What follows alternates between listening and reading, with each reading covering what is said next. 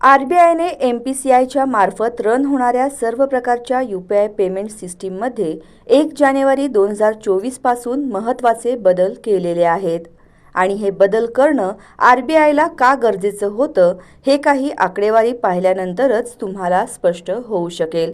तेव्हा ते आकडेवारी पाहूया। देशात यूपीआय वापरकर्ते आहेत 40 कोटी। 2023 या वर्षामध्ये नोव्हेंबरपर्यंत यूपीआयच्या माध्यमातून झालेली जी ट्रान्झॅक्शन होती ती होती 11 बिलियन। यूपीआयद्वारे 2023 या वर्षात झालेले व्यवहार होते ते 16 लाख कोटी रुपयांपेक्षा जास्त आणि 2023 या वर्षात यूपीआयद्वारे सायबर गुन्ह्यांमध्ये चोरी झालेली रक्कम होती ती होती 30,000 करोड रुपये। तेव्हा येत्या 3 वर्षांमध्ये यूपीआयचा जो अपेक्षित वापर आहे तो होऊ शकतो असा अंदाज वर्तवण्यात आला आहे। तो आहे 100 बिलियन ट्रान्झॅक्शनवरून। हे सगळे आकडे तुम्हाला कळले असेलच की सायबर गुन्हेगारांकडून यूपीआयच्या द्वारे केल्या जाणाऱ्या फसवणुकीची जी रक्कम आहे ती खूप मोठी आहे आणि त्यामुळे सुरक्षेच्या कारणास्तव आरबीआयने हे बदल केलेले आहेत। ते नेमके कोणते बदल आहेत ते आपण पाहूयात। नंबर 1, जर आपण GPay, PhonePe, Paytm, Bhim app हे यूपीआय पेमेंट फोनमध्ये जर का तुम्ही इन्स्टॉल केलेले असतील आणि जानेवारी ते डिसेंबर 2023 या 1 वर्षाच्या काळात ॲपचा कधीही वापर केला नसेल, 1 जानेवारी 2024 पासून ते ब्लॉक करून सुरक्षिततेच्या कारणास्तव सस्पेंड केली जातील। नंबर 2, पेमेंट लिमिट म्हणजे डेली पेमेंट लिमिट जास्तीत जास्त 1 लाख रुपये आता असणार आहे। हा महत्त्वाचा बदल असणार आहे। नंबर 3, स्पेशल पेमेंट लिमिट फक्त हॉस्पिटल्स आणि शैक्षणिक संस्था यांना 1 दिवसासाठी जास्तीत जास्त 5 लाख रुपये हे लिमिट असणार आहे। म्हणजे आता हॉस्पिटल किंवा शाळा कॉलेजेसची जी रक्कम असणार आहे ट्रान्झॅक्शनची 5 लाख रुपयांपर्यंत असेल। 5 लाख रुपयापर्यंतची फी आता यूपीआयद्वारे तुम्हाला भरता येऊ शकते। नंबर 4, ट्रान्झॅक्शन सेटलमेंट टाईम हे फार महत्त्वाचं आहे। 2000 पेक्षा जास्त रकमेचा जर का सेटलमेंट जर व्हायचा असेल, करायचा असेल तर आता 4 तास लागणार आहेत। आरबीआयने सायबर गुन्हेगारी रोखण्यासाठी हा अत्यंत महत्त्वाचा बदल केलेला।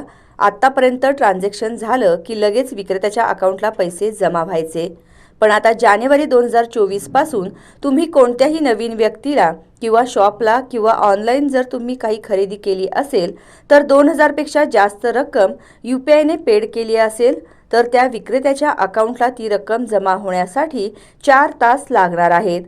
पण तुम्ही त्या व्यक्ती किंवा दुकानदाराला नेहमी म्हणजे जर तुम्ही फ्रिक्वेंटली यूपीआयद्वारे जर तुम्ही पेमेंट करत असाल तर हा नियम तुम्हाला लागू होणार नाही।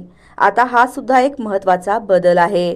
आता बघूयात number 5, UPI transaction cancellation option. इथून पुढे यूपीआयद्वारे नवीन व्यक्ती किंवा दुकानदाराला किंवा ऑनलाईन पेमेंट जर तुम्ही केलं तर 4 तासाच्या आत तुम्ही ते ट्रान्झॅक्शन कॅन्सल करू शकणार आहात आणि असं कॅन्सल केलेल्या ट्रान्झॅक्शन पेमेंट आहे ते रिमोट होऊन मूळ अकाउंटला जमा होईल आणि असा मोठा जो उपयोग असेल तो सायबर गुन्हेगारांनी सोडलेली रक्कम परत मिळवण्यासाठी होईल किंवा चुकून दुसऱ्याच्या अकाउंटला जर का पैसे गेले असतील तर असं पेमेंट लगेचच परतही मिळू शकणार आहे।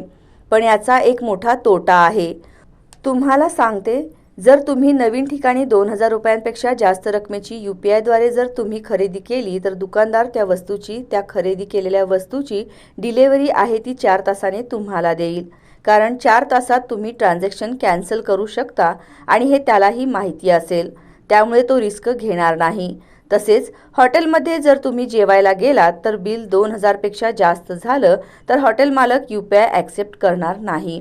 जिथे तुम्हाला पूर्वीसारखंच डेबिट किंवा क्रेडिट कार्ड तुम्हाला वापरावं लागेल। तेव्हा हा महत्त्वपूर्ण बदल होणार आहे, तोही लक्षात घ्यायला पाहिजे।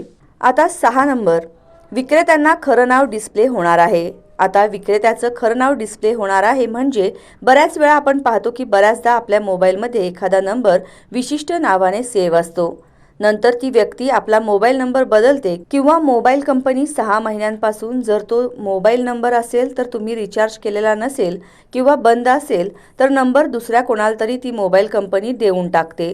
मग आपण आपल्या मोबाईलमध्ये सेव्ह असलेल्या नंबरवरती अशा वेळेला आपण जर चुकून पेमेंट केलं आणि ते जातो म्हणून त्याच व्यक्तीला किंवा ट्रू कॉलरला नाव वेगळं दिसतं आणि बँक अकाउंट वेगळ्याच नावाने असतं। इथून पुढे सिम कार्ड कोणत्याही नावाने असलं तरी बँक अकाउंटच्या नावाने असेल तेच नाव UPI पेमेंट करायच्या वेळी तुम्हाला डिस्प्ले होणार आहे। हाही एक महत्त्वाचा बदल होणार आहे। आता पाहूयात नंबर 7, UPI क्रेडिट लाईन। UPIद्वारे पेमेंट करण्यासाठी बँकेत पैसे शिल्लक असणं हे आवश्यक आहे। पण आता तुम्ही तुमच्या बँकेला रिक्वेस्ट करू शकता आणि शिल्लक रकमेच्या पेक्षा जास्त रक्कम खर्च करू शकता। म्हणजे तुमची बँक तुमचा track record, CIBIL score check करून ही फॅसिलिटी ओव्हरड्राफ्टद्वारे किंवा CC सारखी तुम्हाला देऊ शकते। आता बघूयात नंबर 8, UPI ATM यासाठी RBIला जपानमधील हिताची कंपनी बरोबर कोलॅबोरेट केलेला आहे आणि लवकरच ही ATM मशीन सगळीकडे उपलब्ध होणार आहेत। जसे डेबिट आणि क्रेडिट कार्ड स्वॅप करून ATM मधून तुम्ही कॅश काढू शकता, तसेच आता UPI QR कोड स्कॅन करून तुम्ही या मशीनवरून कॅश तुम्हाला काढता येणार आहे।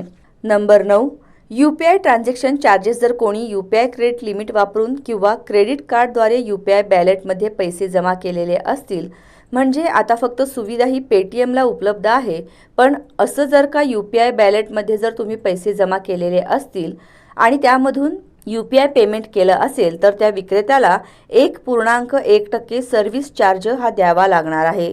हा सुद्धा एक महत्त्वाचा बदल आहे। तेव्हा अजूनही काही सर्व्हिसेस प्रस्तावित आहेत। तसेच या UPI सर्व्हिस स्टेशनमध्ये येणाऱ्या अडचणीचा अभ्यास करून हे नियम NEFT आणि RTGS या ऑनलाईन पेमेंटसाठी सुद्धा लागू होण्याची शक्यता आहे आणि लवकरच RBIच्या वतीने त्याबद्दल ऑफिशियल अनाउन्समेंट सुद्धा केल्या जाऊ शकतात।